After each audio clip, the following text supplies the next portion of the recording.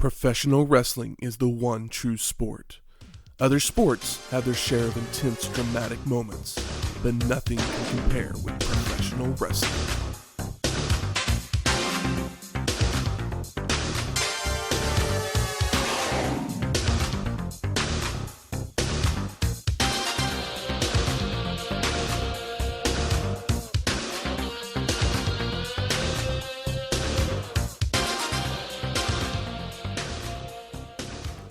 Welcome to Wrestling History X, where two friends get together and talk about the story behind the matches. I'm Matt. And I'm Michael. Welcome to episode 27, Chi-Town Rumble. All aboard! You know why I did that? Because there's the L train? No, because I didn't know Steamboat is on the show. I told you last week there would be a surprise for you. Good surprise. I knew you'd like it. Love it. That's right. There's no tagline. I made that one up. You did. Yeah, choo choo. Also, we could probably cut that into Crazy Train. We could, but we're probably not going Probably not going to. I don't want you to work harder, but Crazy Train is a fucking wonderful song. So the Chi-Town Rumble, produced by WCW under the NWA banner. Yeah, we don't have any WCW. What would you call it? Ring curtains? No, it's still NWA. Everything. It's that blue and green. Yeah, right? Does it actually look like NWA on that? I think band? it says like AWA. To me, it says AWA. Every time I look at it, I'm like, it says AWA. Yeah. Does it not? I'm like, it doesn't make any sense. Money's tight, baby. It's all about what happens in the ring. Come on, Uncle Ted. Spend some money. He's working on it. Don't worry. Billionaire Ted. We'll get there. The Mall of America. So the Chi-Town Rumble event took place on February 20th, 1989 at the UIC Pavilion. We've been to the UIC Pavilion in Chicago a couple times. Yeah, this is probably like 4 or 5 times. At least the third show, because Starrcade 87 was there. We've had Vince hasn't been here, has he? I don't think. I think he's been in Chicago. He's been in maybe not Chicago. He's been outside of Chicago. Yeah, he's been I think he was in Rosemont. Yeah, it was Rosemont. And then Super Clash 3, which we just covered I love that show. Few weeks ago. That was the lone AWA show. The lone AWA show. Fucking please watch it. Watch that show. That was held at the UIC Pavilion as well. And like you said, it's in Chicago, Illinois, obviously. Mm-hmm. And the show drew an attendance of 8,000 people. How big is the venue, though? It fits probably around 10,000 or so. Okay. So it probably looked good in the venue. Yeah. I mean, I remember it looking good. But, it's down, but, this is, prime WWF. I mean, most of the shows that WCW, NWA, whatever you want to call them, run, the attendance is probably about half of what WWF is generally getting on their pay-per-view shows. I mean, they're still running their own type of, their own, it's not their own areas. They have their fan base. Yeah. They go to the same towns. That's why we've seen this venue before, is because this is, where their fans are. But if you think about it, AWA Super Clash 3 was literally 2 months before this, 1,500 people. Oh. And this show is 8,000 people. It wasn't the same venue, right? The same venue. Okay, so it can hold more than 10, because you said... 15. Did I say 15,000? Oh, no, you said it was 1,500? 1,500. Oh, okay. 1,500 I misunderstood you. Yeah. Yeah, that's really small. Super Clash 3 rules, though. Yeah, I know. If people had just known that it was going to rule, maybe they would have shown up. Hindsight, baby. I mean, we got 30 years on it. I mean, this is also Ric Flair. It's true. Ric Flair. You got Ric Flair. Sting. You got, Sting. Steamboat. God, Steamboat. There's a lot. Michael P.S. Hayes. We love PSAs. Who else do we need to mention? Russian Road Assassin Warriors. #1. Yeah, the Road Warrior pop, of course.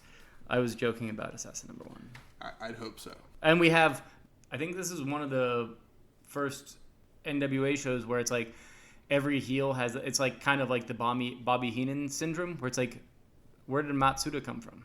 We'll talk about it. And he's I know you got the answers, but he's everywhere. We got Paul E. We got Paul E. But we got Jimmy C. All right. Well, let's get into it. There's a lot of good. There's a lot of. For some context, we got to do our context first. For February 20th, The Burbs would be released the same weekend as the show. Tom Hanks. No, I know. It's probably my favorite Tom Hanks movie. Really? Is that fucked up? It's not fucked up. It's not. But the thing is I don't know. I don't think it's my favorite Joe Dante movie. Are you a Joe Dante guy? I like Joe Dante. Yeah. I'm gonna still probably go Gremlins. Oh no, yeah. Like Gremlins, I honestly get very upset when people low rate Gremlins 2 because I think Gremlins 2 is a genius work. Gremlins 2 is much better than people give it credit for. It is ahead of its time. And it's very smart. Matinee is a movie that I think people should watch. Have you seen Matinee? Matinee, yeah. You've seen that? Yeah. Okay, I really love Matinee. I watched it pretty recently for the first time, and I kind of lost it. Actually, if I'm remembering if you say correctly, Small Soldiers is your favorite, that's a problem. Even though no, it's not Small Soldiers.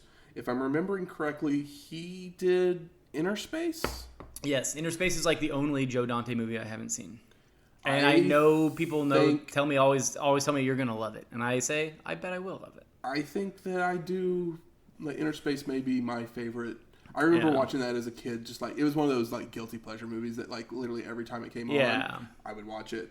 But I also know Joe Dante. I also know small little.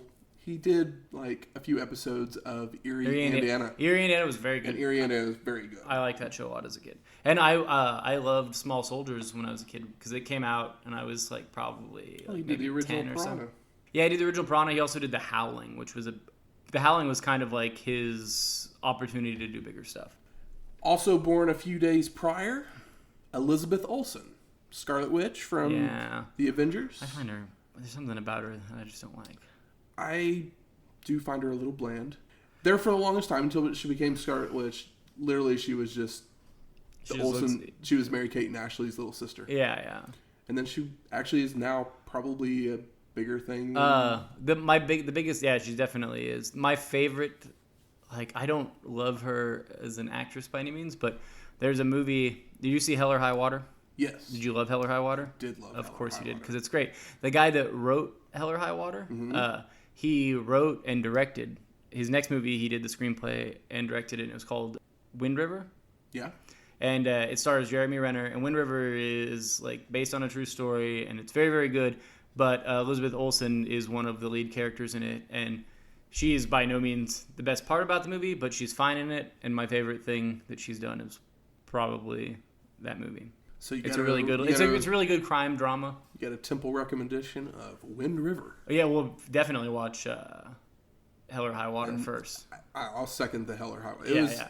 I think it was my favorite, or at least it was in my top 5 of that year. Oh yeah, it was my top 3. I saw it I think I saw it twice in the theater. I loved it. It's one of the better smaller films that has gotten love. Yeah, exactly. It's like anybody can like it. Like my mom would like that movie because it's just a good movie. So let's head off to the show.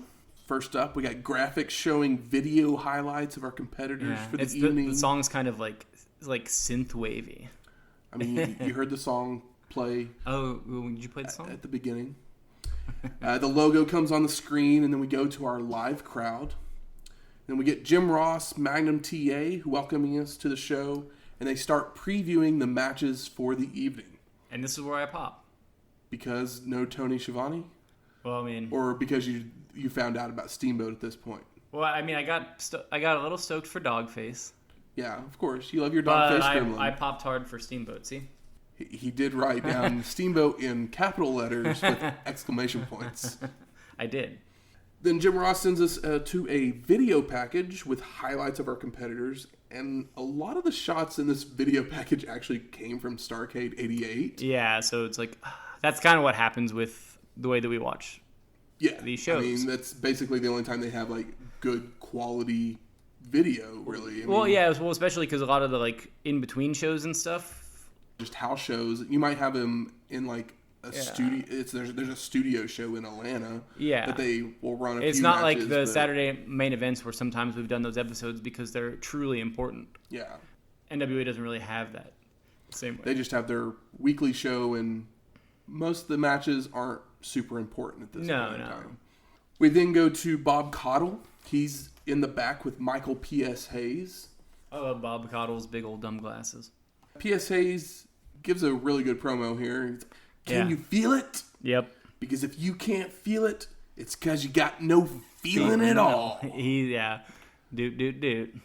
10,000 fans out there screaming. Screaming like a million, man. Sound like a million. Yeah, PS is very good. I'm surprised that he didn't just become like the WCW Jesse Ventura. He continued to wrestle for a long, long time. Yeah. Much longer than he probably should have. It's also crazy because we all, you think about him now, but, what a handsome, charismatic bastard at this point in time. And then before... it's smart for them to start the show with him. Yeah. He actually starts previewing the matches as well for us. yeah, he does. You can't shut him up. It's kind of like the Jimmy Garvin promo from where he was went on for that forever. One that I yes. painstakingly got you to edit in. Yes, I edited it in. It was worth it. It was totally worth it. But he starts going off and it was just like, it's not as egregious. No. But then he finishes and he's like, it's showtime. It's like, thanks. Because we all know that Bob Caudle doesn't have that kind of energy. No, he definitely doesn't. And that leads us right into our first match of the night. Michael P.S. Hayes versus Russian Assassin #1 with Paul Jones, the guy in the ski mask this whole show, the hard cam. Yes, and it's like, is he the only Russian assassin fan? But he wears it the whole time. He does wear it the entire time. I was like, yeah, early wrestling cosplay. So Bad Street USA, the song plays as Michael Hayes comes to the ring. And I am saying right now, if you've never heard this song... listen to it twice. Stop the show. Yeah. Go listen to it. Make sure you come back and listen to the rest of this show. It's good. But go listen to that song. It's great. It's up there for these classic themes. Match starts. Hayes running the ropes. Assassin goes for a leapfrog, but Hayes is stopped and gives a right hand. We hear JR comparing Hayes to Charles Manson. Yeah, Charles Manson-like stare, he says. I was like, oh, okay. That all right. Seems creepy. Yeah. I mean, for a face, it seems creepy. Yeah. Face is doing heel shit, I guess. I mean, that's the story of the late 80s. Basically. Hayes is strutting around after knocking Assassin down with an elbow. And then Hayes is tossed to the rope, ducks a clothesline, returns with a sunset flip for a 2 count. Between all these moves, the two men keep coming back to arm locks and headlocks. Yeah. Finally, it's not the quickest match. No, it was kind of a slow match for an opening match to a show. Yeah, I agree completely because we've had, I think there was a couple of quick tag matches where these NWA shows kind of started to start with some fire. Yeah, I guess a few years back. Assassin throws Hayes out of the ring, but PS lands on his feet, comes back in with a big right hand to knock the Russian down. Assassin hits a knee to the gut of Hayes and begins to rake the eyes on the ropes to gain control of the match. Is that where he runs his face across? Yes. Okay, yeah. It's not a regular eye rake. He seriously drags his face across the top rope. It looks nice. Russian sickle and the Assassin starts choking Hayes. All of a sudden the crowd comes to life chanting USA. PS starts springing to life. Hayes running the rope, ducks a clothesline, comes back with a crossbody for a 2 count. Another Russian sickle, and back to a reverse chinlock by the Assassin. With this many wear-down moves, were you ready for the draw? I hate to say it, but I was just kind of ready for anything to happen. Assassin goes to Irish whip Hayes. PS reverses it, follows with a clothesline. The Russian retaliates with a forearm to the back and slams Hayes' head on the turnbuckle. While the Assassin has the ref distracted, Paul Jones smacks Hayes across the face. The Russian tries to slam PS's head into the turnbuckle again, but is blocked multiple times. Hayes then reverses it, slams Assassin's head 7 times, then a bulldog attempt. When it's not 10, it hurts. I know, it's like give me 5, or give me 10. Give me 10. Anything in between, it's like you make me feel like I have OCD or something. But as he's trying that bulldog attempt, the Russian pushes PS off.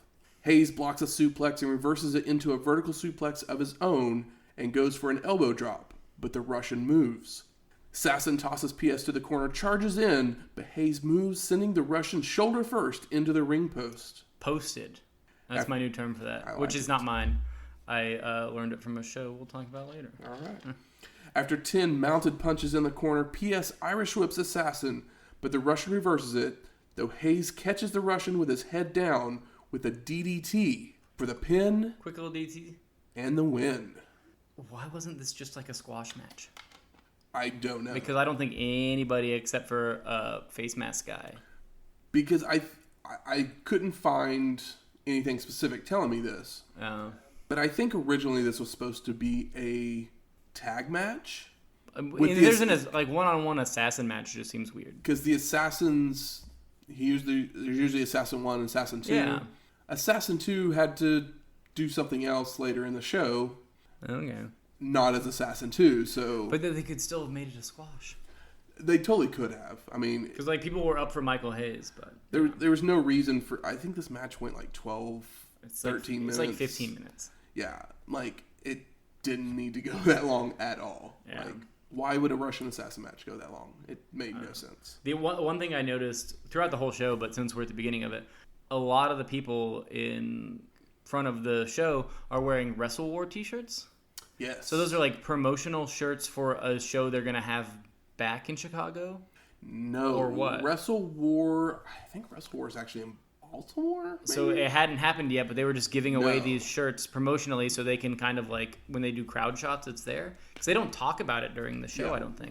We will cover Wrestle War in like... I just thought it was really weird. 4 weeks, in like a month or so? Yeah. So it's like their next big show. Yes, it's their next pay-per-view. I just thought it was weird because like they obviously gave the shirts out because they're like various sizes, and the people, you know, where would they have got them before then? You know, yeah, it was very weird. I was like, okay, so there's these promotional shirts, but there wasn't like any.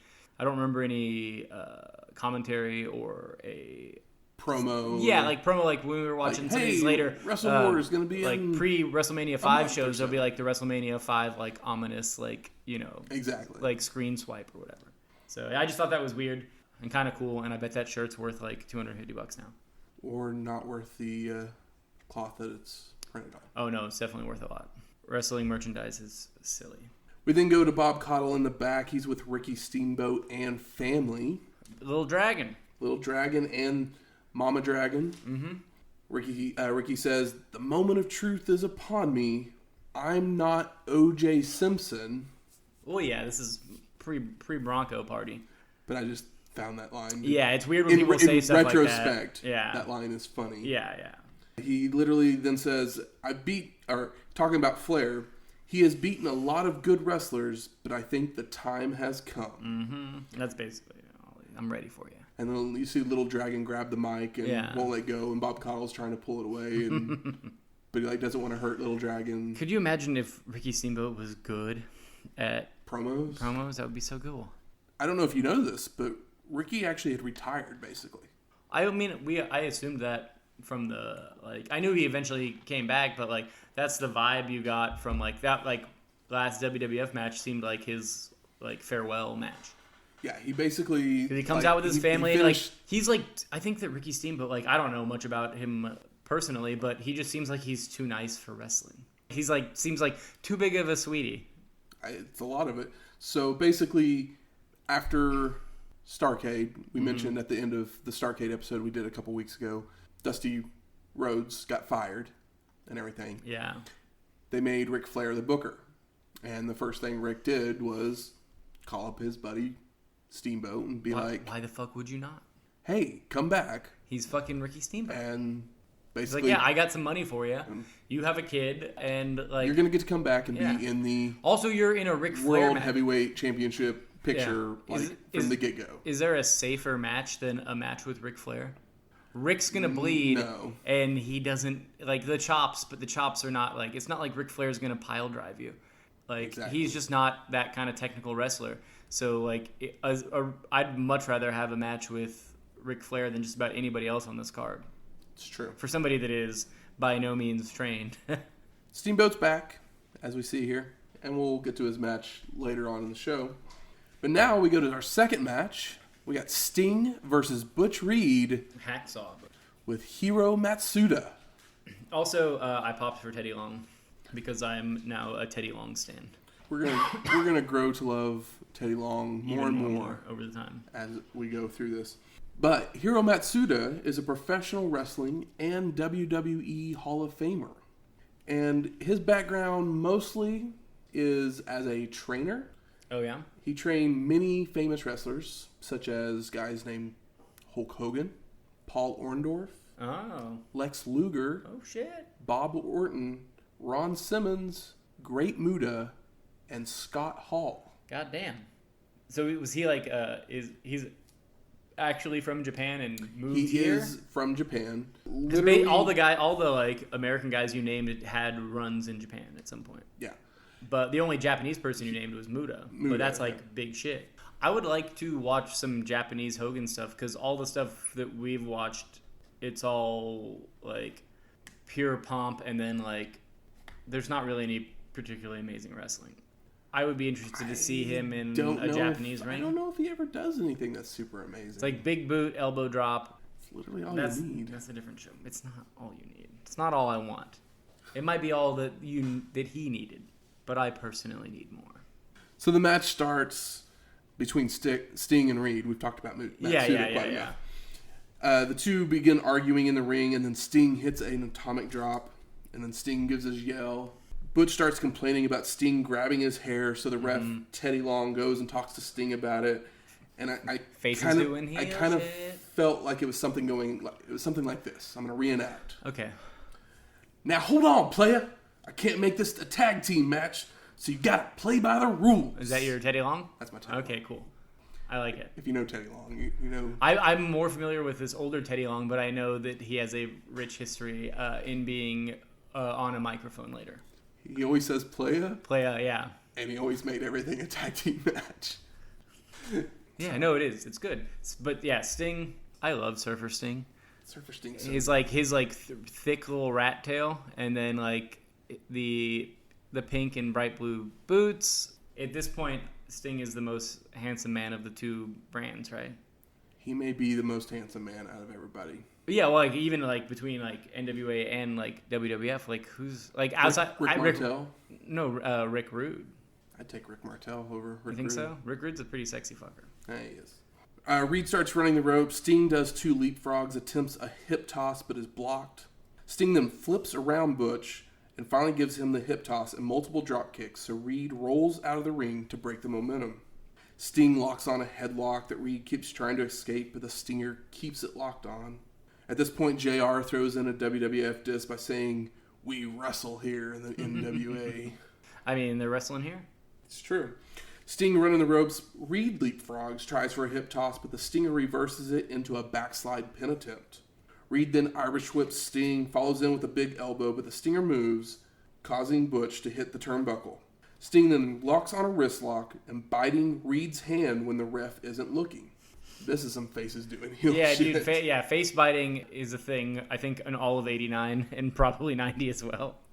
Reed then slams Sting one-handed, but the Stinger is able to keep the arm lock on.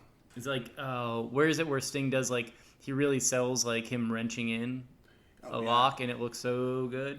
Also, JR brings up, like, him moving well like a big man like Larry Bird or Magic Johnson. And it's just kind of fun when they make those, when they talk about stuff from that time period, and it kind of really brings you to it, because, like, we're watching it far removed, but whenever, like, you know, like the OJ line earlier, it's like, it always kind of like hones in where you are in history while you're watching it. Sting's running the ropes, and Reed tosses the Stinger to the floor.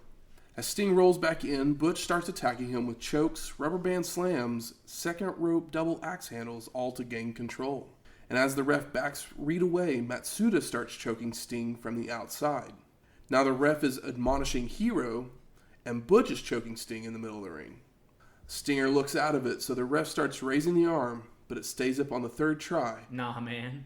Sting starts to fire up, but Reed would pull him right back to the mat in a headlock multiple times. Butch starts using the ropes for leverage on the headlock, and we get a crowd shot, and we get a guy in a Hulkamania shirt. These directors of the NWA show keep finding people in the wrong company shirts. I like that how, like, JR, they keep, like, selling Butch Reed as, like, the dirty wrestler, but Sting is doing all the dirty shit. Like, he's biting. I mean, and like Butch Reed doesn't. This leverage thing is like the first thing that Butch has done. It's like Butch has, like, Sting's done way more dirty stuff. If you were to, like, do, like, a pro con, like, what dirty shit, if you made a list of what both guys did, like, Sting's is a few articles longer than Butch Reed's, all said and done. Sting finally escapes the headlock by running Reed into the turnbuckle. Stinger with some right hands, scoop slam, goes to the second rope for a backward splash, but Reed gets his knees up. Mm-hmm. JR says he was trying for that one card, but he didn't get a straight or a flush. Is JR a poker man? Sounds like it. I mean, I don't know. I feel like you might know. You're kind of a poker guy, right? I'm a poker guy, but I don't know if he is or not. Yeah. I just felt like JR on this show, actually, he had some more interesting commentary. He gets way better on the show. I appreciated him. Maybe it's the lack of Tony that's letting him shine through a little bit. The less Tony, the better. Butch Irish whips Sting, comes off the ropes himself for a flying lariat, but Sting ducks, sending Reed rolling out of the ring. Sting then with a vertical suplex to bring Butch back into the ring, but Reed pulls Sting by the tights to send him through the ropes to the floor. Butch slams Stinger's head into the turnbuckle, snapmares him back into the ring, then hits a neck breaker for a 2 count, and locks the headlock back on using the tights for leverage. Teddy Long starts asking the crowd if that's what Reed is doing. Yeah, I sold hard for Teddy Long on the last.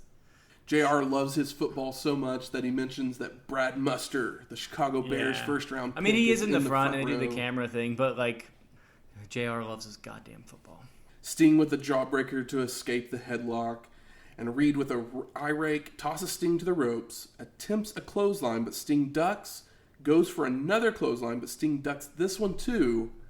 Then the Stinger comes off the ropes to hit a clothesline of his own. Sting with a back body drop, a jumping elbow drop, but another eye rake, and Reed throws the Stinger to the floor. Sting with a shoulder block from the apron and a sunset flip, but Reed grabs hold of the ropes. Teddy knocks Butch's arms away, but Reed falls straight down with his knees on Sting's shoulders. Ref is counting 1, 2, looks up and sees Butch holding onto the ropes, slaps his arm away, which allows Sting to finally roll Reed over. The slap of the arm. For the pin and the win. Post-match, Butch attacks from behind. The two men start brawling. And then Sting hits a haymaker that sends Reed out to the floor. I literally was watching this match, and as he's doing the sunset flip, I went in my head, I was like, has a sunset flip ever won a match that we have watched? I don't know. And then he gets the pin with it, and I'm just like... but with the pin, with the help of Teddy Long. Kind of. I mean, he just knocked his arms off the ropes. But, like, normally he would just, like, stop the count. But because he hit the arm and then continued the count. Well, it was the only reason he knocked his arms off because it was a pinning, is because he was with his shoulders down pinning, and so it was technically using leverage to get the pin. I guess, he couldn't do the count. We then go to the back. Bob Cottle's there with Paul E. Dangerously, Randy Rose, and Jack Victory. Who is Jack Victory? So Paul E. told Dennis Condrey, who was the other member of the original Midnight Express. Yeah, we know Denny. To stay on vacation because Cornette spent 5 years with Dennis, so Jim knows his weaknesses. But does he sell it like that? Is that what he says? That's what he says. Okay. So Paul E. brought Victory in as a secret weapon. But it's not the original Express. It's no longer the original. So Victory. It's one half of the Express, and it's 1/3 because Jim Cornette was the original manager. So, like I was saying earlier with Russian Assassin 1... That's Jack Victory? Russian Assassin 2 is Jack Victory. So that's why I think that probably that was supposed to be a tag match at the beginning, but they moved Jack Victory to this. You think that Dennis Condrey was just actually like hurt or unable to perform? So the real story... Okay, I figured I was assuming you would have it. Like I told you, Ric Flair is the booker, but also another part of the booking committee, his name's George Scott. Him and Jim Crockett's still actually part of the booking committee as well, even though he sold the promotion to Ted Turner. They had heat with the original Midnight Express because of Condrey leaving a few years earlier, like right before a pay-per-view. Condrey up and left, kind of left him in a lurch. Randy Rose was not a favorite of George Scott's from their time on the road doing their thing. Yeah. Wrestling's a dirty business. So the plan was to cool off the feud between the two Midnight Express teams. So at the last minute, Condrey was just like, F you guys, I don't even want the paycheck, and just... I'm gonna do me. Left. Yeah. He left the NWA completely. But they played it off that he was on vacation. Yeah, I mean, it was obvious. So there was a story. I think during the I don't know if it's Paul E. It might be Randy Rose that says it, but he says something about, basically draws a parallel to like being sick with the name. So he saes like cornitis, the Bobby flu, and the Stan fever. Paulie, I have the quote. Yeah, okay. I thought the line it's was very great. good. Yes, I have like a bridge. There is a disease going on in America. They call it the Bobby flu. They call it Stan fever. They call it cornetitis. Cornetitis. So and you're looking at the doctors that will cure the disease. Yeah, it's good stuff. Bob Caudle's then in the back with Jim Cornette and the real Midnight Express. And Jim Cornette's Midnight Express. And Cornette goes, "No force will drive the Midnight Express out of the NWA." So we're off to our third match, and we got the original quotation, original Midnight Express of Randy Rose and Jack Victory and Paul E. Dangerously versus the Midnight Express of Bobby Eaton and Stan Lane and Jim Cornette in a loser leaves NWA match. They get in the ring. Cornette wants Dangerously, but it's all three of them. So like the managers it's a six-man tag. Yeah. Cornette wants Dangerously, but Rose and Lane start the match off, and JR finally tells us how the stipulation works. Whoever takes the fall has to leave the NWA. Okay. Jim Cornette's also rocking some pretty sick Nikes.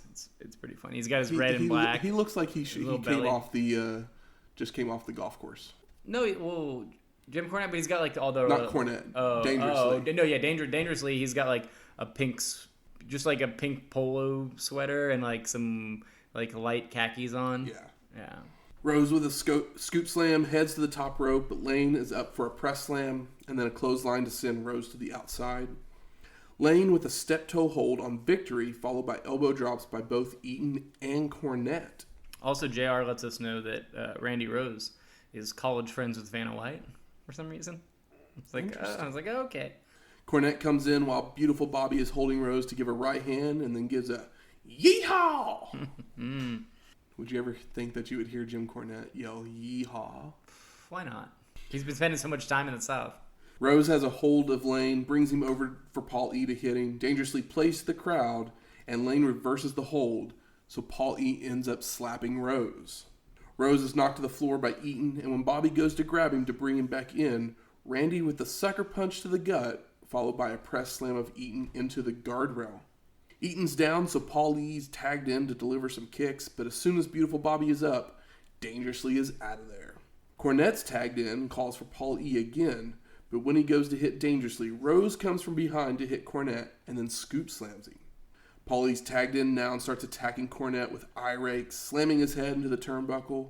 Boo. Dangerously starts taunting and Cornette recovers to hit him from behind, but Paul E makes his way to his corner for a tag. Rose and Victory start working over Cornette until Eaton bulldogs Victory so that Cornette can make the tag. Old school bulldogs look so good. They're so good. It's like it's one of those moves you feel like this time period you would see more of, but for some reason when they do it, they just look nastier than they do 5 to 10 years later. Laying in with right hands, drop kicks, karate kicks. Karate. Sorry. But Victory tosses Lane right into Dangerously and then follows with a knee to the back. Rose with a power slam and a clothesline, kicks Lane out to the floor. Victory slamming Lane's head on the floor. Rose comes off the second rope with an axe handle to the floor on Lane. Side suplex for a 2 count back in the ring by Rose. Rose tries for a pile driver, but Lane reverses it into a back body drop. Victory then with an Irish whip of Lane to the corner, follows in, but Sweet Stan gets a boot up and makes it to the corner for the hot tag. Eaton with right hands to everybody, a back body drop on Victory, scoop slam, goes to the top rope, hits a drop kick, takes Victory's hand and tags in Dangerously. Is that nasty missile drop kick? Yes. It's disgusting. Eaton grabs Paul E in the ring and then tags Cornette in. Cornette with right hands tosses Paul E to the ropes, gives a clothesline, going for a cover, but Rose breaks up the pin attempt. It's also so amazing that this fan base that has been hating Jim Cornette for so long is so behind Jim Cornette. No. And Jim Cornette doing anything to Paul E, Jim Cornette in the ring is getting huge pops, and it's fucking awesome because they know the true imposter. Dangerously is able to make the tag, and it looks like Cornette is in trouble, but he rolls around the ring to be able to make a tag to Lane. That roll, though, he, rolls forward, but then he, seriously does, a somersault back. Yeah. And it looks really fucking clean. I was like, I can't believe Cornette just did that. Lane with kicks to both members of the original Midnight Express. Everybody's in the ring brawling. Rose hits a scoop slam on Lane and goes to the top rope for a splash, but Sweet Stan moves and goes for the pin, but Victory is there to break it up. Also, Victory does nothing in this match. He does not. He is just there. Dangerously throws Cornette out of the ring and then jumps on Lane's back, and the original Midnight Express double-teaming Eaton, tossing him to the ropes and hitting him with a double elbow. Eaton is then Irish whipped, but he reverses it to send Rose to the ropes, and Lane has grabbed Victory and tosses him into Rose for them both to be down. Rose is then Irish whipped by the Midnight Express, and they hit the double flapjack for the pin and the win. Randy Rose now must leave the NWA. We didn't want him anyway. It's true. And you know what Jack Victory is going to do? He's going to put a mask on. He's put the mask back on. Russian assassin? Yeah. No one cared about Jack Victory being in this match. That's why I was surprised. As I was watching it, I was like, he doesn't do anything. And when he was in, I was like, why? He doesn't look good. I mean, that's why they put a mask on him, and he's the fucking Russian assassin. Yeah, but Russian Assassin 1 was fine in his match. It wasn't a wonderfully laid out match, but he wasn't terrible in it. Granted, Russian Assassin 1 would probably look just as bad when he's in there with 3 of the Midnight Express. Yeah, these 3 guys yeah, they're revolutionary. Exactly. We go to the back. Bob Caudle's there with Ric Flair and Hiro Matsuda. And to answer your question from earlier, the bigger question is, where's J.J. Dillon? Yeah, that's a good point. So after Arn and Tully had left the NWA, the Horsemen weren't really a thing. No, how can you do it? They had new guys, and they will. And Dillon was offered a position in WWF as well, which he took. So he sold the contracts of Flair and Windham to the Yamasaki Corporation. This is fun. And Matsuda was the spokesman for the corporation. Basically, Flair decided if Arn and Tully aren't around, there's only me and Barry Windham left. Yeah. We're not really the Horsemen, and so we don't want to be called the Horsemen.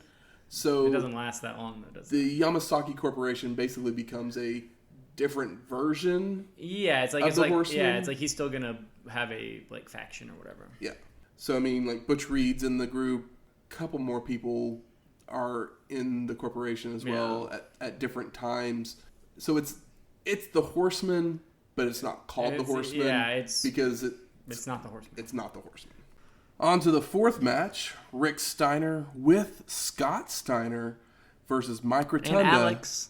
And Alex, yes, Alex is always there for the NWA World Television Championship. And this is a rematch. It is a rematch from Starrcade. Match starts. It's very back and forth. Also, I love Rick Steiner, and I hate you for not loving him. I know you do. I'm sorry.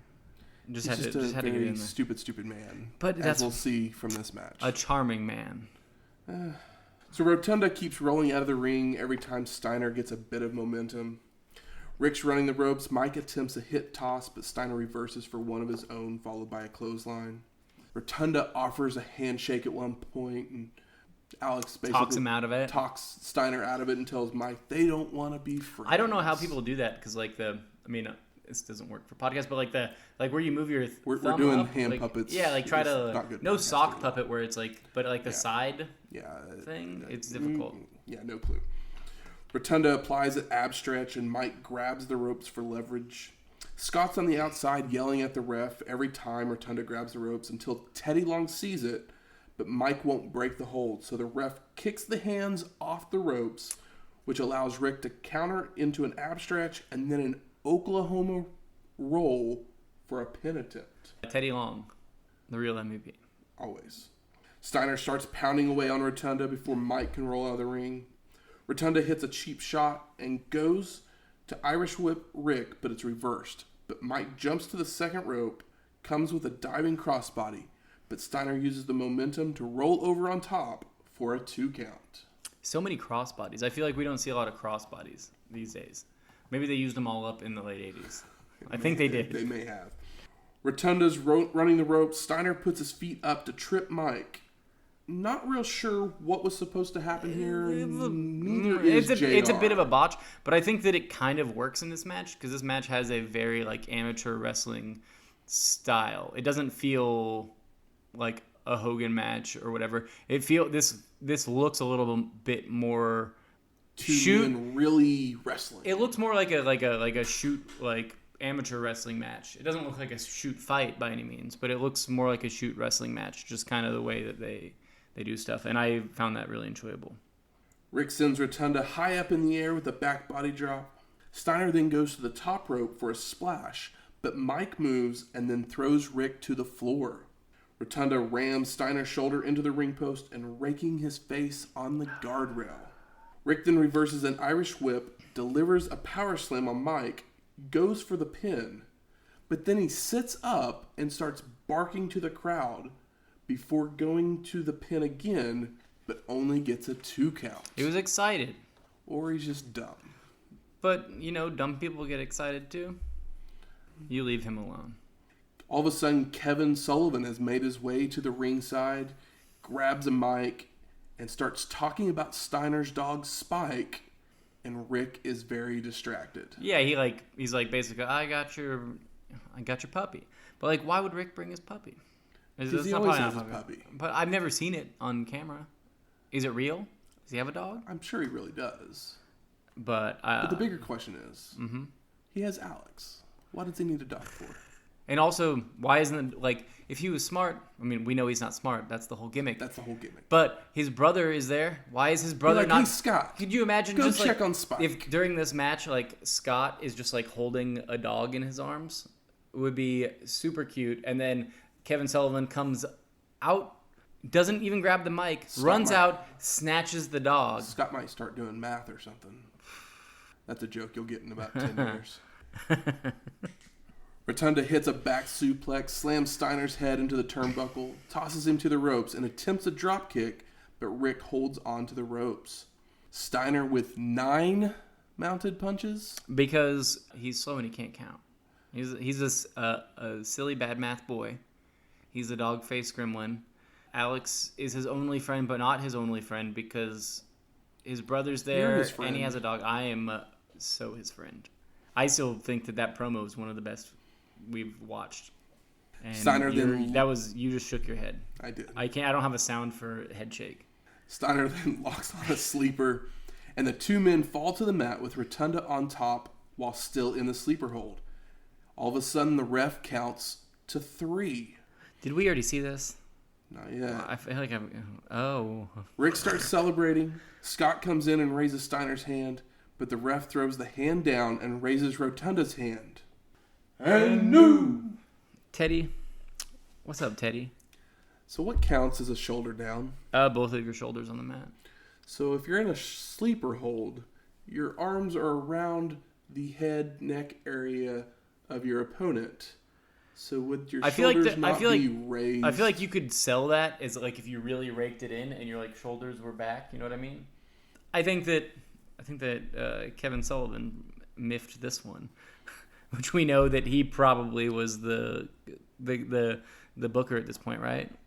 He was probably on the booking committee at this time. Yeah, I would say that I enjoyed the overall match on this one more than the Starrcade match. Yeah, but the finish is better. But I like the finish better at Starrcade. I agree with that for sure. I think the finish here isn't bad. It's just that it's not I think it's a fine idea. It's just not performed well.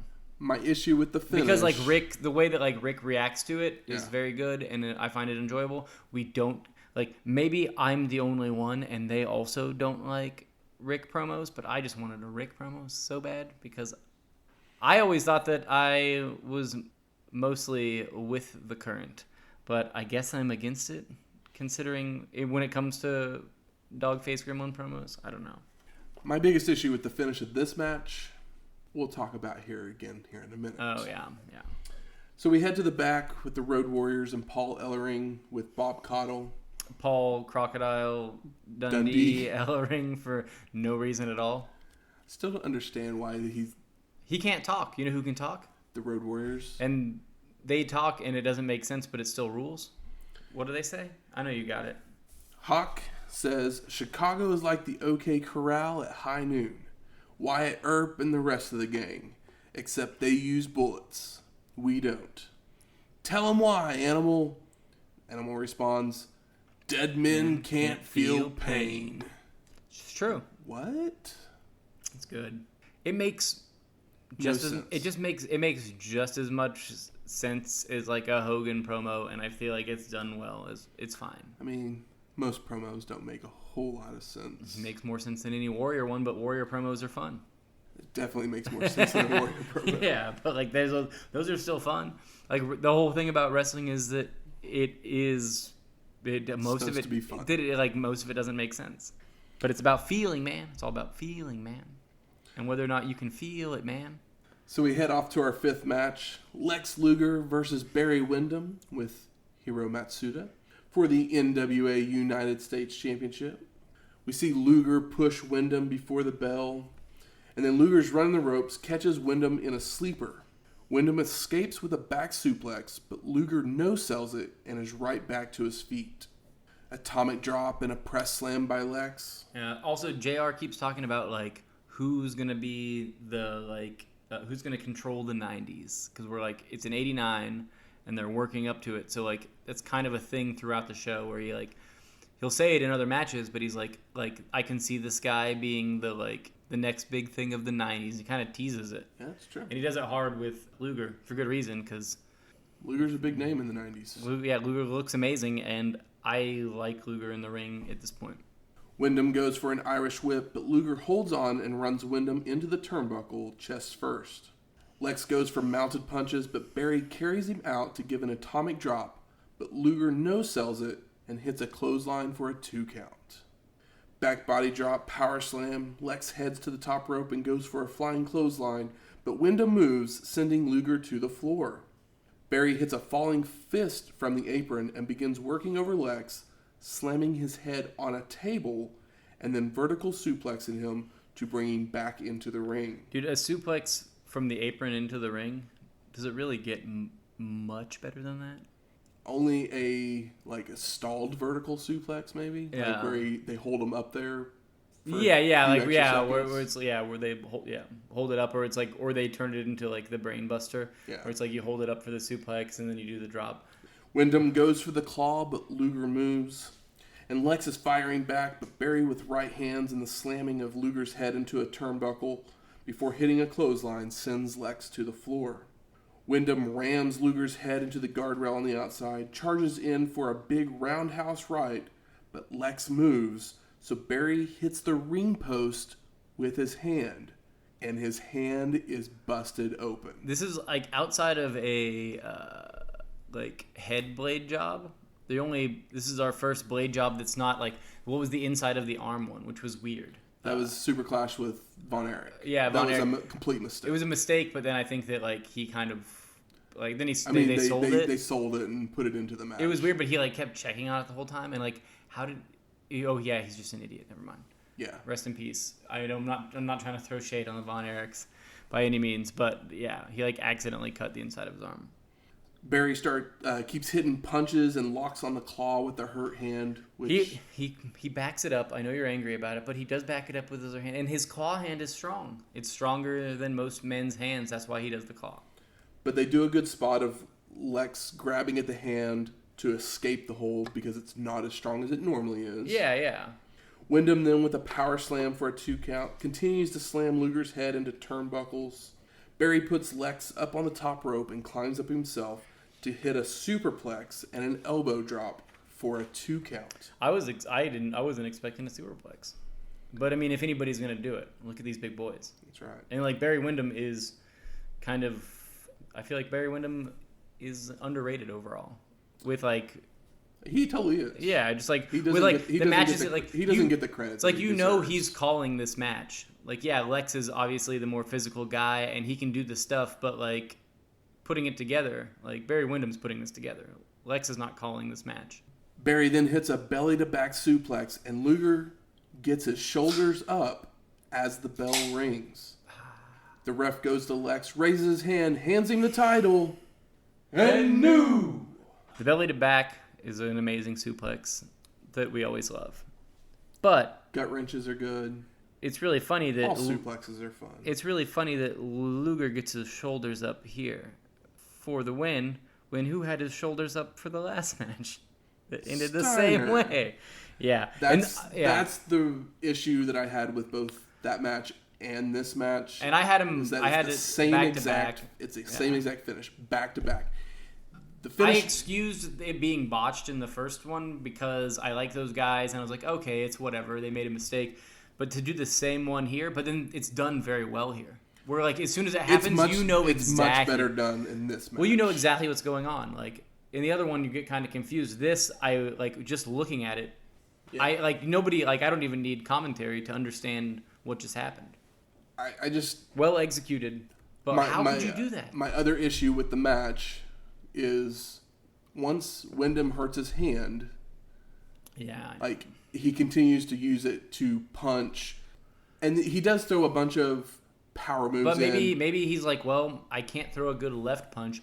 I'll throw a right punch, and I'm sacrificing my hand. Do some kicks. But the thing is, well, even if he did the punch, if he sold the like fact that he's hurting himself for the damage that he's doing to him, you know, if he like still throws the punch, but he like sells his hand hurting, but he knows that he can't throw a left punch. He did it like the first couple times he threw a punch, but then he still went and locked the claw on, and it was just like it's like, well, you need to do something other than the claw. You need to do something other than the claw. Yeah. Which he did other power moves, so you don't need the power. You don't need finish was good. You can have a hurt hand and still do those power moves because your wrist and your upper body strength is why you're getting that suplex in. Exactly. As long as it was his right hand, his left hand's going to grab the side of those trunks. So post-match, Windham attacks Luger, hits a pile driver on the title. It looks nasty. And then hits Lex a few more times with the belt. We talked about this, how the pile driver either doesn't look good or it looks amazing. There's no in between. There's zero in between, and this one looks nasty and on the belt. It looks really good on the belt. We then head to the back with Mike Rotunda. Bob Cottle's there, and Rotunda says, 10 years down the road, no one cares how it's done. They just want to know who the champion is. And I'm here to say that Wrestling History X is here to prove him wrong. Because I care how it's done. I know. I literally wrote, did he just make our entire show meaningless? No. Like, yeah. I mean, that's what he said, but he did. They didn't know the internet. He's like, oh, there'll be like books. He didn't know that we would have something like the internet in 1989 where people would care about wrestling or that kayfabe would break or any of that. So it's very interesting. So when he says that, like, a million things flew through my head, and I was like, oh, there's like whole like internet encyclopedias about wrestling matches and how they finish and how long they are. That would have blown my mind as a kid in like 91, let alone Mike Rotunda's adult mind in 89. So I ain't mad at him for it, but it was very, very funny. With them back at ringside, JR and Magnum TA are reviewing the show so far. And then we head off to our sixth match, the Road Warriors of Hawk and Animal with Paul Ellering versus the Varsity Club, the Gamesmaster Kevin Sullivan and Dr. Death Steve Williams for the NWA World Tag Team Championship. And we get Sullivan and Animal starting the match off. Sullivan with an Irish whip to send Animal to the corner, and the Gamesmaster follows with a clothesline that is no-sold, and Road Warrior hits a clothesline of his own. Animal Irish whips Sullivan and charges in, but the Gamesmaster gets a boot up, goes to the top rope, and comes off with a crossbody. But Road Warrior catches him and slams him to the mat. Dude, a big guy catching somebody off of a cross. And like Kevin Sullivan is not a light man. He is not a small guy. We get some LOD. Yeah. LOD. LOD chants for good reason. They call it the Road Warrior pop for a reason. Exactly. Williams is running the ropes, keeps giving shoulder tackles, and Animal's no-selling them. Finally, after a kick to the gut, Animal is Irish whipped, but he reverses it and hits a power slam. Dr. Death press slams Hawk, follows with an elbow drop, but Road Warrior moves and retaliates with a clothesline. Hawk goes and punches Sullivan in the corner, and the ref is holding him back while the Road Warriors hit a double smush clothesline on Williams. What's the smush clothesline? He's like, Williams is standing in the middle of the ring, and they both come from opposite corners. Directions. I gotcha. And smush him in the middle with clotheslines. Nasty. You know who would have sold that really well? Dolph Ziggler?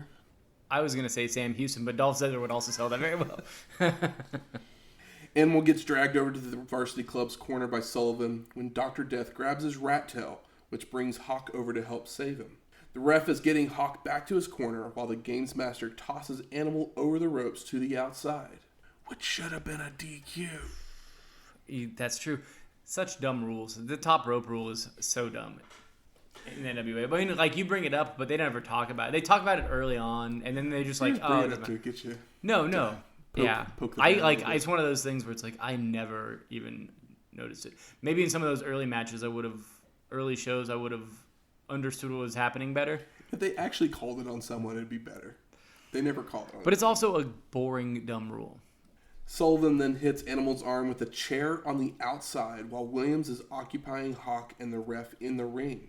We get a double axe handle from the apron by the Gamesmaster on Animal, and Williams starts working on the arm of Animal in the ring. A double stomp to Hawk by Sullivan goes to punch Hawk, which makes him want to come in, and the ref has to get him back to the corner while the Varsity Club hits some double team action. The double stomp is always kind of nasty, but Kevin Sullivan's big ass doing a double stomp, at least it was on a big guy. But he just does it like, he basically just like hops on him. So for some reason it looks worse than if he was on the top rope where he could like lift his knees or whatever. A hammerlock slam by Williams, hip toss, and an Irish whip to the corner. Dr. Death charges in, but Animal moves, but the Varsity Club continues to keep Hawk from making a tag. Animal and Dr. Death give each other a clothesline for the double KO spot. And Animal finally makes hot tag. Animal with the power slam on Sullivan, clothesline to Williams, flying shoulder block to the Gamesmaster, goes for the pin, but Dr. Death breaks it up. Hawk and Williams are brawling on the outside, Animal and Sullivan on the inside. Dr. Death sends Hawk shoulder first into the ring post.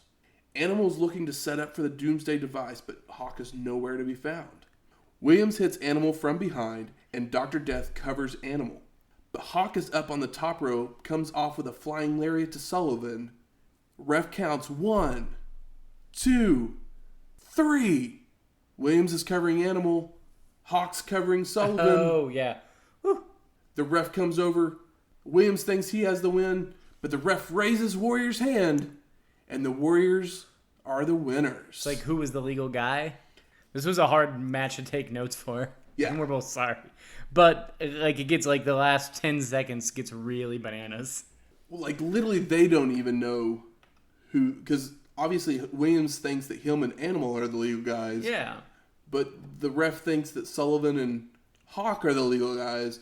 So it's this very visual of Williams covering Animal at the ring, at the ropes. Yeah.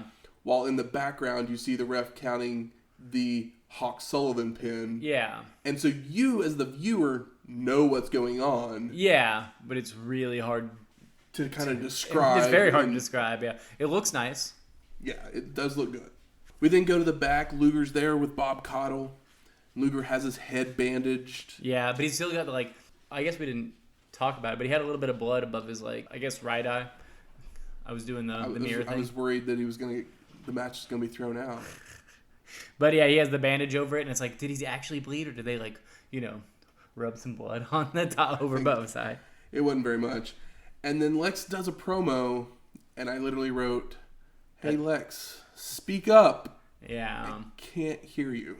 It didn't help that, like, the ring announcing kind of cut in over his promo. Yeah. But at the same time, he was like very soft-spoken. Yeah. He's a little less, like, Lex Luger. Great body. Not a very handsome guy. He looks a little bit more handsome here than he will in the future, or has in the past. We're back at ringside. JR and Magnum start previewing the main event, and we go to a video package showing us how the match came to be. We're at a TV taping, and Steamboat is the surprise partner of Eddie Gilbert in a tag match with Flair and Windham. And Steamboat would get the pin after a top rope crossbody in that match. Then we see Flair and Steamboat in the ring at Clash of Champions 5. And Flair insults Ricky, and the Dragon starts attacking and tearing the clothes off Nature Boy. Yeah. Before hitting another top rope. It's like a real like strip party. Like he like rips his clothes off. Nature Boy gets down to his skivvies. Yeah. I was like, oh, I mean, like that's what he kind of wrestles in, but like it's a little bit more, like somehow more revealing because of like Ricky Steamboat pulling your clothes off. That's just weird. So we're off to our 7th match: Ricky Steamboat versus Ric Flair with Hiro Matsuda for the NWA World Heavyweight Championship. As Flair's getting to the ring, we see Does Steamboat come down with his family, or is that just in the promos? That was just in the promos. Okay. So it's not like when he comes back for the like WWF where he's got his kid. No, he didn't carry him down. I know he had him in there, and it's like his whole thing's like he can't cut a promo, but we love him anyway. His whole thing is, I'm a family man. We see Flair as he's getting to the ring. A young lady gives him some roses. But then as he gets in the ring, he tosses them back out to the crowd. Fuck yeah, he does. I didn't quite get the whole purpose of the roses thing. Oh, I mean, he has like the 6 ladies with him that like are... They just meet him down at the ring. It was like very... They should have came out with him because he like has his whole intro where they like play spots. Out with him. And they're like standing there, but they're not the ladies that gave him the roses. I don't know. It was very weird and didn't make a whole lot of sense. JR actually brings up Hackenschmidt Gotch. I know. In 1905. I was very, very surprised. I popped a little bit whenever he mentioned it. I was like, yes, dusty finish. Something we will never get to see. A match that there is no video evidence of. But the match starts. We get Steamboat with a shoulder tackle and a pin attempt seconds into the match. Ricky then flips over a back body attempt by Flair and goes for a schoolboy roll up. Dragon, it feels like he's trying to end this match early. Yeah. So Flair rolls to the floor for a breather. Like, Dragon's coming in hot. He knows that he's been out of the game. Stamina's probably not as high. We know that Flair can go the distance, and Flair will take his time. So it makes sense that he would want to go in that hot. Steamboat with chops, an Irish whip to the corner, and a back body drop that sends Flair high up into the air. Natch then sends Ricky to the ropes, but the Dragon slides under Flair's legs, stands up, and hits a dropkick. And it's beautiful. Steamboat has the Nature Boy in a headlock. Flair tries to run Ricky into the turnbuckle, but the Dragon jumps up on the ropes, flips over, hip tosses Rick right back into a headlock right in the middle of the ring. By flip over, you mean like he hits like the second rope and does like a full like backflip over him. Like it's way ahead of its time. I mean, not super ahead of its time. There's other people that can do this stuff at the time, but in '89... But not a lot of people were doing it. It's not very common, and like it's not like, you know, a lucha match today or even probably a lucha match at that point in time, honestly, where you see a lot of stuff like that. Chops from both men. Flair goes for an Irish whip, but is reversed by Steamboat, and the Dragon delivers a chop that knocks Nature Boy down. It's nice when somebody can chop down. The chopper, I don't know. I mean, he's known for chops. I'm just trying to think of a name. He's the Dragon, man. He's the Dragon. No name for Flair. I mean, he's the Nature Boy. He's the Nature Boy. But, like, just for his chop ability. Flair's running the ropes. 2 leapfrogs from Steamboat, and the Dragon delivers a chop that sends Rick to the floor. Flair tosses Steamboat to the corner, but he jumps up on the second rope and leapfrogs a charging Nature Boy. Hip toss, head scissors takedown, and a drop kick from Ricky onto Flair. I feel like it's been a little bit of time since we saw a good head scissors, because like we got some lucha guys in like earlier. I mean, I think the last head scissors we saw was NWA shows. The Chavo Senior. What a fucking match! That was very exciting. Steamboat's running the ropes. Flair hits a back elbow, but the Dragon is right back up with chops that send the Nature Boy over the top rope to the floor. Flair is able to grab Ricky by the legs and drags him to the floor, multiple times slamming the head against the guardrail, with more chops and eye rakes on the outside. Oof. Nature Boy with a snapmare, running knee drop, double underhook suplex, and some more chops, but Steamboat begins to retaliate with chops of his own. That double underhook was nice. Like we said, we love a good suplex. Just a suplex, and especially the less common suplex, whatever it may be. Dragon sends Flair to the corner for a Flair flip, but Nature Boy lands on the apron, runs to the next corner, up to the top rope, hits a flying crossbody, but Steamboat reverses it for a 2 count. Is that the one where he kind of like botches his own the Flair flip from? No, that was Starrcade '88. Oh, okay. Dragon goes for a mounted punches, but Flair with an inverted atomic drop and locks on the figure 4. No.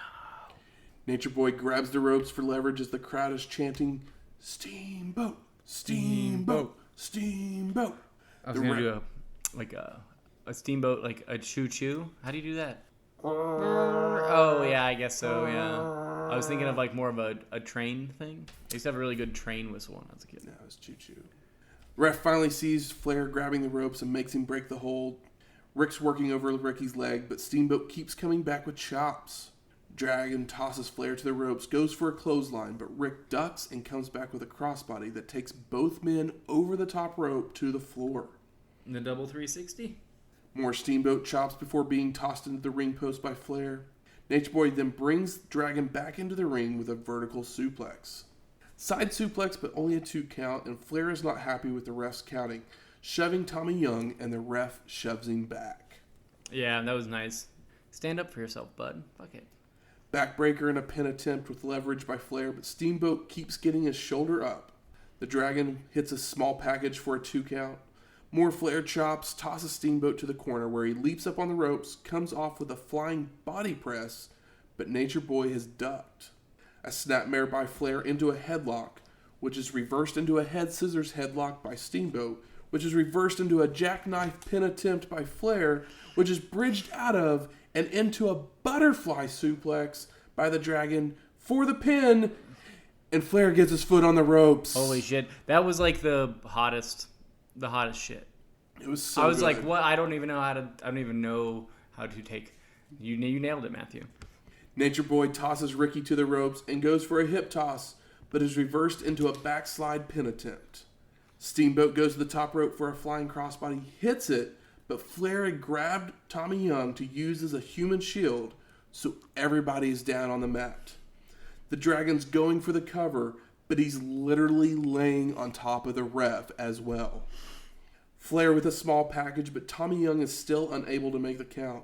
Teddy Long comes running out. That was my Teddy He's Long on the pop. outside, checking on Young, while Natch throws Ricky over the top rope, but Steamboat holds onto the ropes and goes to the top. I thought he was going to do I thought he was going to skin the cat. Skin the cat. And I think that was what he probably planned, but I think that he hadn't wrestled in a while and he was probably worn out. But I was like, it's the skin the cat. I was going to lose it. But I get it. But he gets back up on the apron, goes to the top turnbuckle. Yeah, he goes directly to the top. Again misses a flying body press because of Flair ducking. It hurts when he misses it.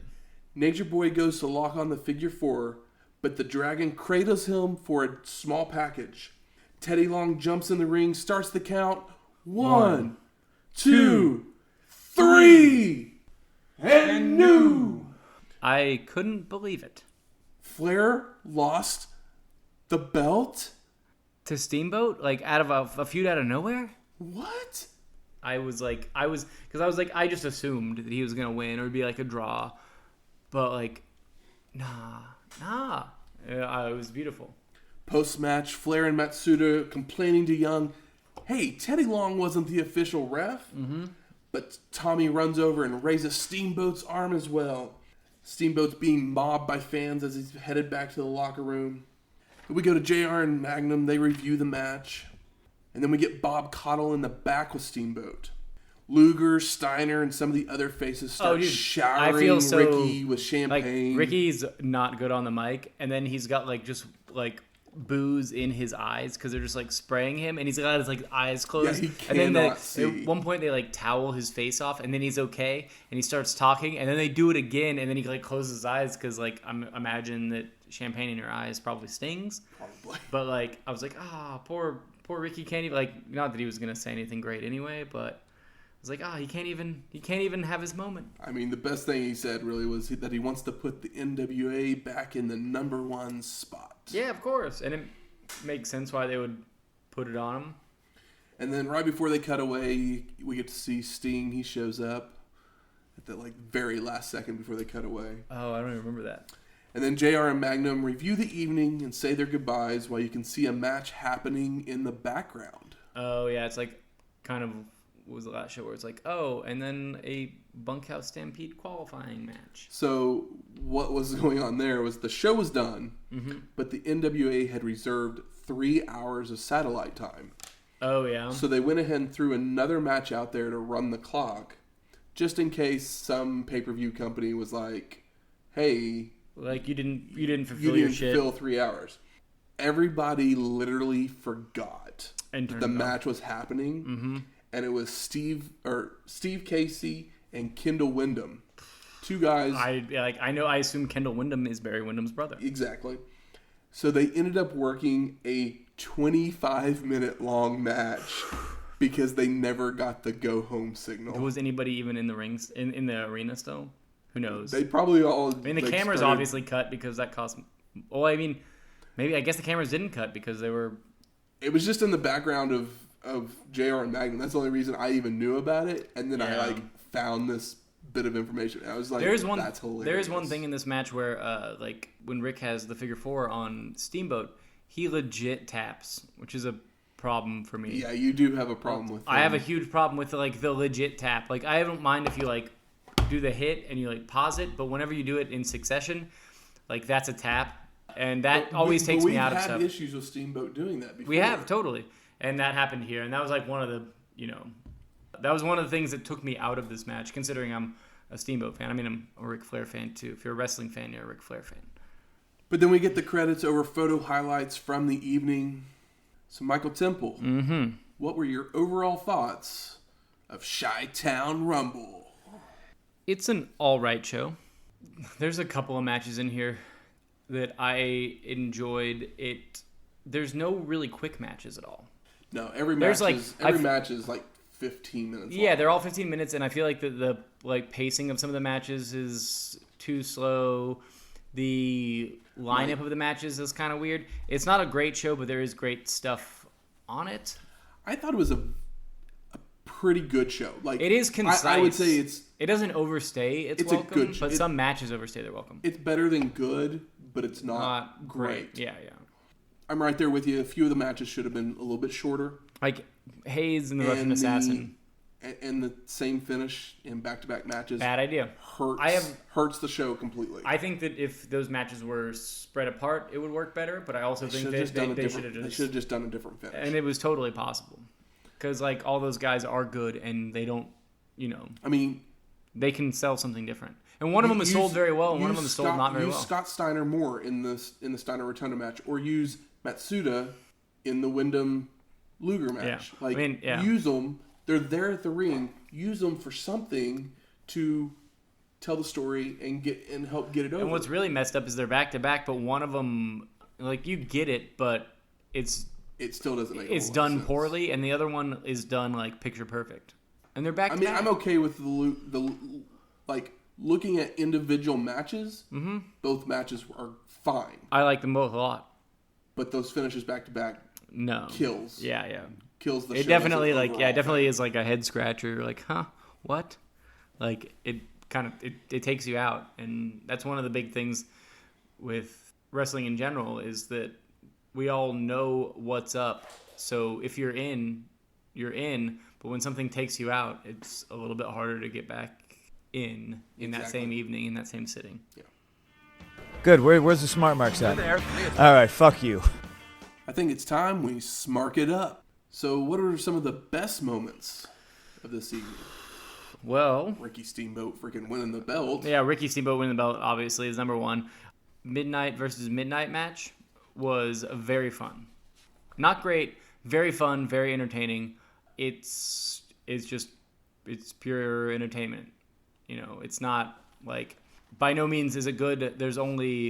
It's just nice to see Cornette get his pop. It's nice to see Cornette do his role. It's nice to see Paulie be, a shit heel.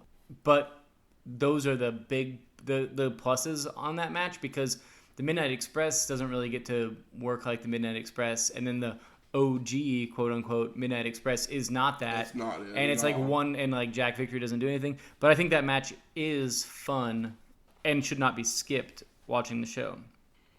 I like Rick Steiner. I like the way that match looked. I like the Lex Luger match a lot. The Sting match is good, but it's not really... Like, Sting looks amazing, but it's not very important. I think that match was 15 minutes or so. Yeah, it should have been 8. It should have been 10. Yeah. Or 8. 8 to 10 minutes would have been better, because Sting could have been much more aggressive. Yeah. And it would have been much more fun. But, like, I'm just talking about things that I had more, like, that I enjoyed. And the Sting match, as much as I love Sting, this is just kind of, it's a pretty unnecessary Sting match. On the lower half of the matches. If you were going to make a top 20 Sting matches, like, this is not on. No, definitely not. The original Midnight Express versus, Jim Cornette's Midnight Express, not a great match, but historically interesting and very fun. Like, it's not boring. It is very historically significant because it literally ends Condrey and Rose's run in NWA. And the thing is, it's not boring. It's more on WWF, let's tell a story side than it is here's a limb. It's not a limb match, you know what I mean? Yeah. It's not a traditional tag match either. Like, it is pure, so it's your pure soap opera, but in the ring match. Yeah. How about most disappointing? Fuck. That we had the same finish 2 matches in a row. Yeah, P.S. Hayes and the Russian Assassin went on entirely too long. Like, we were just kind of shitting on the Sting match, but it's better than the opening match. And we could have cut the opening match, and then the 15-minute Sting match would not have suffered as much. I agree. I gotta say that I didn't love the Road Warriors Varsity Club finish. I get what they were going for, but it didn't work for me. No, I didn't care for it. It was fine. This show is I would say the show is solid, but there's not really any crazy high points. Other than Steamboat. Other than Steamboat Flair. And I think that I like the last 2 Flair draw matches more than I like this match, which is a weird kind of hot take, which I didn't expect, but I think that I was more invested and enjoyed at the time Luger Flair draw and Sting Flair draw more than I enjoyed this match, which is weird because it is weird. I would really like this one. And I know, and I did very much. I still loved it. It's obviously the best match on the show. Yeah. But it was a little less engaging, I feel like. But then those were draws, and I kind of felt the draw coming on with those other matches. But in this match, I did not think there was any way that Steamboat was going to win. So when Steamboat won, I kind of shit myself. But I think that those other 2 matches were more engaging pre-finish, because both those matches don't have a finish. How about best performer of the night? I mean, is it Steamboat? I mean, if you want to consider promos, then it's not. But yeah, in ring, it's Steamboat. Actually, I feel like Luger. I felt like Luger. I think we said it during. This might be our favorite Luger match. I mean, you really like the draw. I love it, but I think I like this match better, a little bit better. I wish they would have done a few things differently. I didn't realize that I would be that I would enjoy Luger as much as I have. Who knows how long it'll last? I know that he killed Miss Elizabeth, so that's upsetting. Not kayfabe. No, unfortunately, it's not, and that makes me want to cry. He didn't kill her, but I like Luger more than I thought I was going to like Luger working my way into this. Maybe I conflated him with Warrior. So, most surprising thing is that Steamboat showed back up? I mean, because you were surprised. I was very surprised. I don't look at these cards. I try to go in raw. I don't want to know the finish. Sometimes you just know the stuff. You know who wins. Yeah. You know the big spot. But luckily for me, I have a terrible memory, so... I didn't know about the whole J.J. Dillon, Horseman, Matsuda thing. Yeah, when they brought in Matsuda, I was like, who is this guy? So, literally the first time I saw Matsuda, I was like, I have no clue who this is and what you're doing here, but he was with Windham, and then he was with... He was with everyone, He was with Butch Reed first, and I was like, okay, well, Butch Reed just... It's just Butch Reed. And then he was with Windham, and I was like, okay. He was seriously with everybody that was not the Midnight Express on the heel side, right? Yeah. Every single one of them. He wasn't with Russian assassin because he had Paul Jones. Oh yeah, and I guess he wasn't with. He wasn't with Rotunda. No, he wasn't with Rotunda. But he was basically there. Yeah. All the time. And I was like, who is this guy? He didn't seem to do a whole lot. He choked. Yeah. He choked Luger in the one match. He had the... Like, he was in, like, a lot of the promos. Everybody... The thing is, like, all he choked Sting in the one match. But other than that, like, he didn't do anything. All the promos, people, like, talk him up and say his name. So they're, like, obviously trying to get people used to Matsuda. And now for a look back even farther into the history of wrestling. The dusty finish. At its height, the National Wrestling Alliance had territories spread out across the United States, Canada, Mexico, and Japan. While each territory recognized the NWA World Heavyweight Champion, they were free to promote shows as they wished within their territory. Some of the more prominent territories at formation would include Des Moines, Columbus, Detroit, Kansas City, and St. Louis. Others that would join the NWA over time were Minneapolis, Montreal, Toronto, Tokyo, Florida, Georgia, and North Carolina. But the biggest question was, who would be their first champion? Next week, WrestleMania 5. Oh, we did not talk about... I can't believe we didn't do it. We both love Big Gold. Big Gold shows its face. I feel like Big Gold belt's been around for a while. Has it? I feel like maybe I noticed it more on this show. Maybe. I don't know. It's been around. I mean, I know it's been around, but like maybe it just shined brighter that evening. Maybe it was because I knew Steamboat could have it. It shines like a diamond. It's the goldest diamond.